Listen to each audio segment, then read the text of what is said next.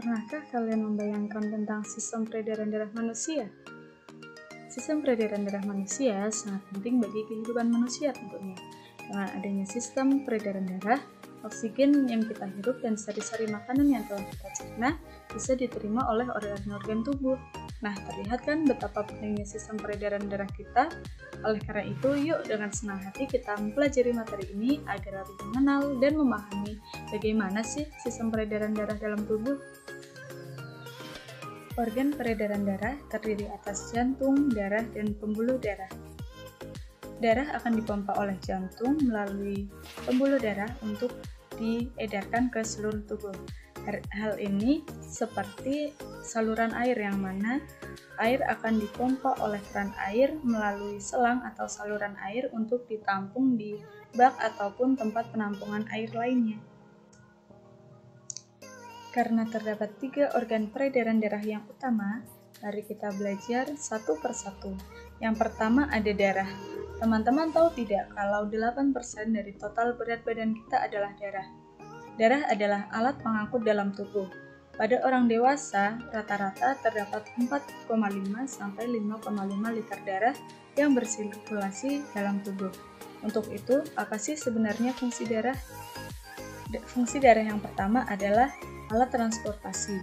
Darah akan mengedarkan zat-zat yang diperlukan oleh tubuh seperti oksigen, nutrisi, hormon, dan sari-sari makanan. Fungsi yang kedua yaitu sebagai alat proteksi. Alat proteksi adalah pelindung tubuh dari berbagai macam penyakit. Dan fungsi yang ketiga adalah alat regulasi, yang mana darah akan berfungsi untuk mengatur dan menyeimbangkan suhu tubuh kita. Nah, darah merupakan jaringan ikat yang berwujud cair. Tapi, apakah teman-teman pernah membayangkan apa saja sih komponen yang terdapat dalam darah? Darah tersusun atas plasma darah sebesar 55% dan elemen seluler sebesar 45%. Yang pertama, plasma darah.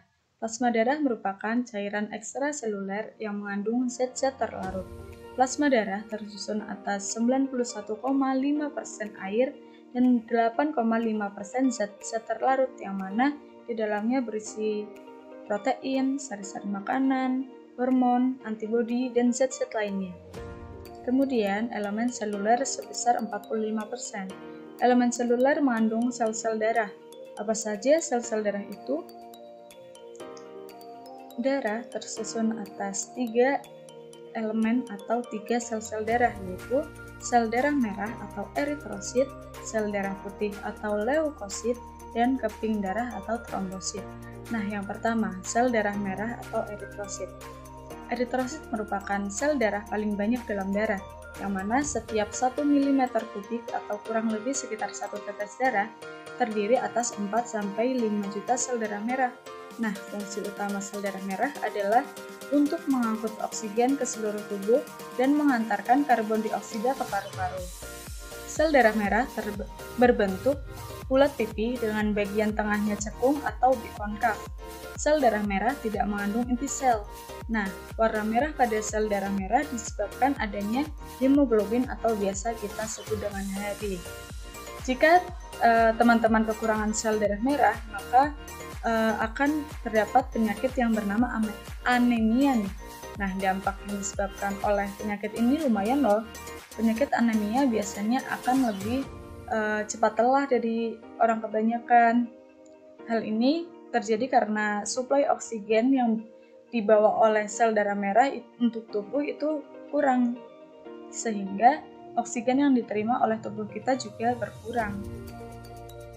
Nah, yang kedua ada sel darah putih atau leukosit. Sel darah putih memiliki bentuk yang tidak tetap dan mempunyai inti. Jumlah sel darah putih tidak sebanyak jumlah sel dalam darah merah. Setiap 1 mm kubik darah putih mengandung sekitar 8.000 sel darah putih. Leukosit bersifat amoeboid yang membuatnya dapat bergerak bebas dan sifat fagositosis atau memangsa materi dari sel-sel yang telah mati. Nah, kedua kedua sifat tersebut berkaitan dengan fungsi utama dari sel darah putih, yaitu menjaga kekebalan dan pertahanan tubuh. Leukosit ini bertugas untuk menetralkan bakteri dan kuman yang masuk melalui aliran darah atau luka yang terbuka. Karena sifatnya bebas bergerak dan dapat memangsa bakteri yang telah mati maupun bakteri-bakteri jahat dalam tubuh, maka dari itu sel darah putih dapat berperan sebagai menjaga kekebalan tubuh kita. Nah, sel darah yang ketiga adalah keping darah atau biasa disebut dengan trombosit. Bentuk trombosit beraneka ragam, yaitu bulat, oval, dan memanjang. Trombosit tidak berinti dan bergranula.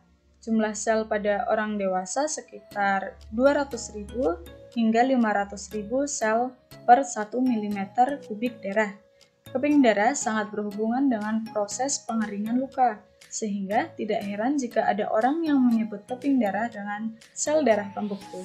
Nah, pernahkah kalian berpikir bagaimana proses pembukaan darah terjadi? Mungkin ketika teman-teman jatuh dari sepeda ataupun terkena pisau. Bagaimana darah tidak dapat mengucur ke bawah ataupun ke tempat-tempat lain? Nah, sesaat setelah bagian tubuh terluka, trombosit akan pecah karena bersentuhan dengan permukaan dasar dari pembuluh darah yang luka. Di dalam trombosit terdapat enzim trombokinase atau tromboplastin. Nah, enzim tromboplastin ini akan mengubah protrombin menjadi trombin karena pengaruh ion kalsium dan vitamin K dalam darah. Trombin akan mengubah fibrinogen atau protein darah menjadi benang-benang fibrin. Nah, benang-benang fibrin ini akan menjaring sel-sel darah sehingga luka tertutup dan darah tidak menetes lagi. Organ peredaran darah yang kedua adalah jantung. Darah dapat mengalir ke seluruh tubuh karena di dalam tubuh kita terdapat organ yang berperan sebagai pemompa darah. Nah, biasa kita sebut dengan jantung. Jantung terdiri atas 4 ruangan, yaitu serambi atau yang biasa kita sebut dengan atrium, dan bilik yang biasa kita sebut dengan ventricle. Serambi terdiri atas serambi kanan dan serambi kiri, juga bilik terdiri atas bilik kanan dan bilik kiri. Serambi jantung terletak pada bagian atas, sedangkan bilik jantung terletak di sebelah bawah. Agar darah tidak bercampur, maka jantung memiliki sekat atau katup jantung. Berikut letak masing-masing katupnya. Jantung mengalami proses relaksasi atau diastol, di mana organ jantung mengendur. Jantung terlihat seperti mengembang dan letak darah masih terletak di serambi. Jantung mengalami proses kontraksi juga atau yang biasa kita sebut dengan sistol, di mana organ jantung menegang, jantung seperti menguncup, dan letak darah sudah berada di bilik. Jadi, setiap jantung berdenyut, maka selalu ada gerakan kontraksi dan relaksasi secara terus-menerus selama manusia itu hidup. Nah, pernahkah teman-teman berpikir mengapa jantung dapat berdenyut secara otomatis tanpa perlu kalian perintah? Sehingga saat tidur, jantung tetap berdenyut. Saat kita berlari, jantung tetap berdenyut. Saat kita makan, jantung tetap berdenyut. Bahkan saat teman-teman mendengarkan video ini, jantung teman-teman tetap berdenyut. Nah, jika jantung harus berdenyut berdasarkan perintah kita, maka sangat mustahil dong itu dilakukan karena tidak setiap saat kita dapat memerintahkan tubuh kita untuk tetap bekerja. Selama hidup, jantung akan otomatis melakukan fungsinya untuk mengedarkan oksigen, nutrisi, dan hal-hal lainnya. Nah, teman-teman bisa membayangkan kan betapa detailnya Tuhan menciptakan atau merancang kerja tubuh kita, terutama jantung ini. Nah, tentunya teman-teman wajib bersyukur atas karunia yang telah diberikan Tuhan ini. Nah, setelah kalian mempelajari darah dan jantung, tahukah kalian bagaimana darah dari jantung bisa sampai ke organ-organ dalam tubuh? Nah, hal ini dikarenakan adanya pembuluh darah. Pembuluh darah dapat dibedakan menjadi 3, yaitu pembuluh darah nadi atau biasa disebut dengan arteri, pembuluh balik atau vena, dan pembuluh kapiler. Arteri merupakan pembuluh darah yang mengalirkan darah keluar jantung.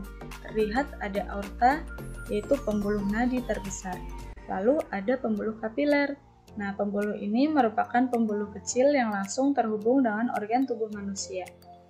Sedangkan vena atau pembuluh balik mengalirkan darah masuk ke jantung.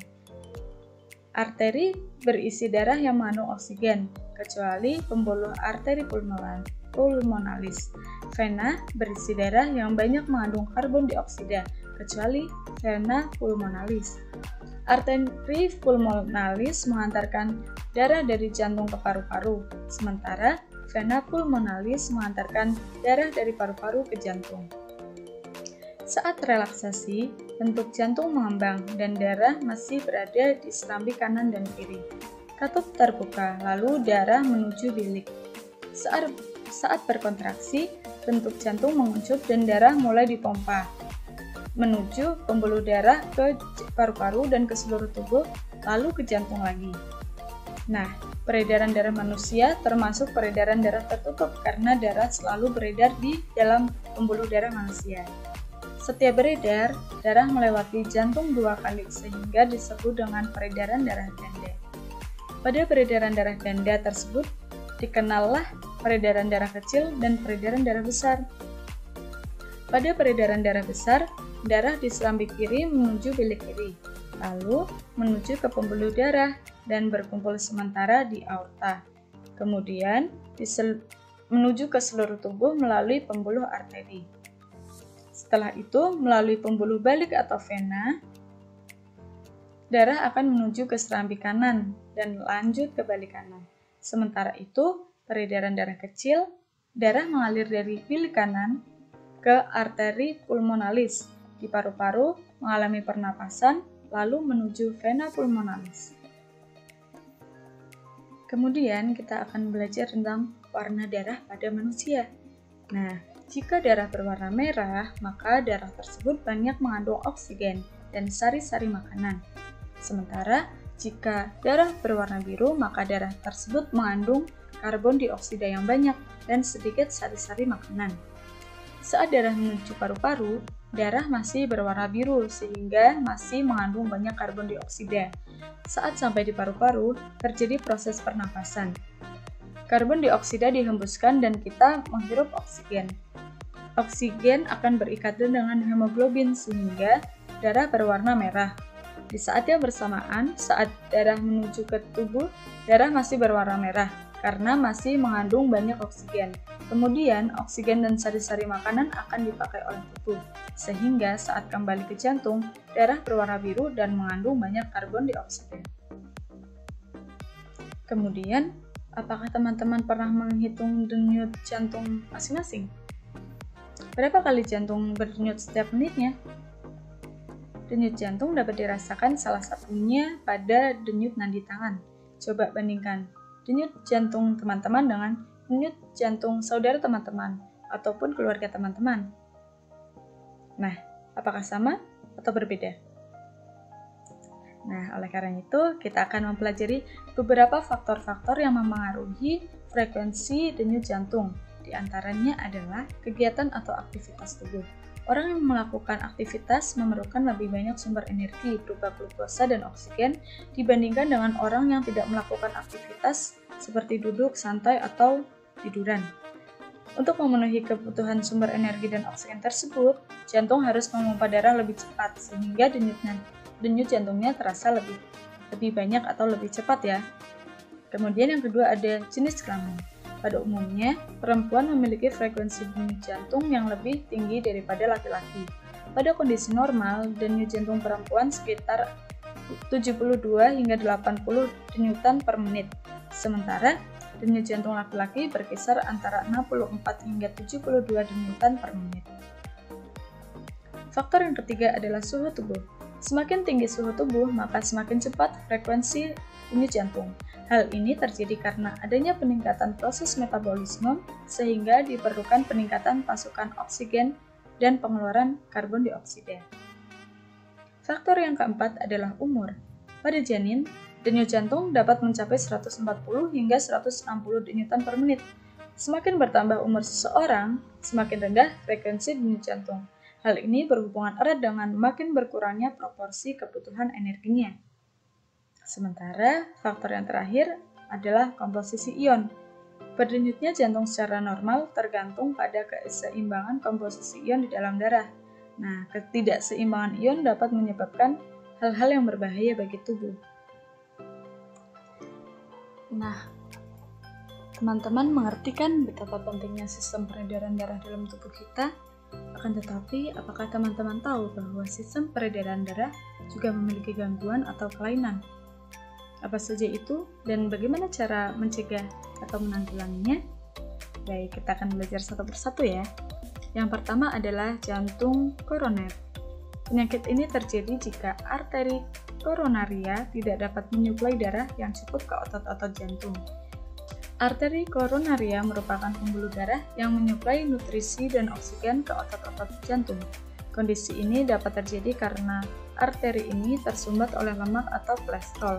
Untuk menghindari penyakit ini, maka diperlukan olahraga dan istirahat yang teratur, menjaga pola makan, menghindari minuman beralkohol, dan menjaga berat badan agar tetap dalam kondisi yang ideal. Selanjutnya ada penyakit stroke. Penyakit ini merupakan suatu penyakit yang terjadi karena kematian pada jaringan di otak yang disebabkan karena kurangnya asupan oksigen di otak.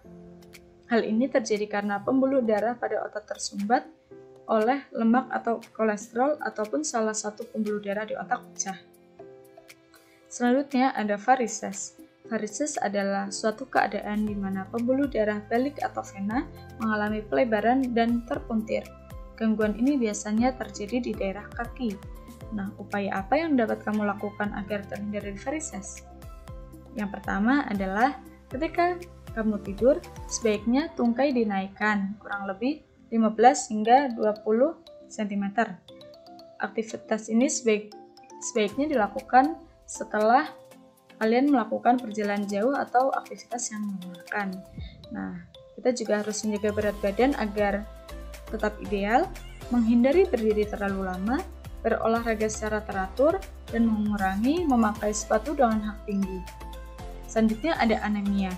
Anemia merupakan gangguan yang disebabkan karena kekurangan hemoglobin atau kekurangan sel darah merah. Apabila kadar hemoglobin dalam darah rendah, dapat menyebabkan tubuh kekurangan oksigen, sehingga tubuh akan terasa lesu, kepala pusing, dan muka pucat. Oleh karena itu, agar tidak mengalami anemia, sebaiknya kalian mengonsumsi makanan yang mengandung zat besi, memakan makanan yang bergizi, dan jika diperlukan mengonsumsi suplemen penambah zat besi. Selanjutnya ada hipertensi. Hipertensi disebut juga dengan tekanan darah tinggi. Terjadi jika tekanan darah di atas 120/80 mm Hg. Gejala penderita hipertensi antara lain sakit kepala, kelelahan, pusing, pendarahan dari hidung, mual, muntah, dan sesak napas. Hipertensi salah satunya disebabkan karena arteriosklerosis, yang mana berarti pengerasan pembuluh darah. Nah, bagaimana sih cara mengatasi hipertensi dan menanggulanginya? Yang pertama ada menghindari minuman beralkohol dan makanan berlemak. Juga hindarilah makanan yang berkolesterol tinggi. Hindari juga faktor-faktor yang dapat menyebabkan stres. Hindari kopi dan makanan yang mengandung garam tinggi. Selanjutnya ada hipotensi. Hipotensi merupakan kebalikan dari hipertensi, yang mana hipotensi terjadi apabila tekanan darah kurang dari 110/80 mm Hg. Hipotensi juga disebut dengan tekanan darah rendah, yang mana orang-orang yang mengalami ini umumnya akan mengeluhkan pusing, sering menguap, penglihatan terkadang dirasa kurang jelas atau berkunang-kunang. Nah, beberapa ini ada cara untuk mengatasi hipotensi. Yang pertama ada minum air dalam jumlah yang cukup, antara 8 hingga 10 gelas per hari, mengonsumsi makanan yang dapat meningkatkan tekanan darah, misalnya kopi, dan makanan yang mengandung cukup garam. Jangan lupa berolahraga dengan teratur ya.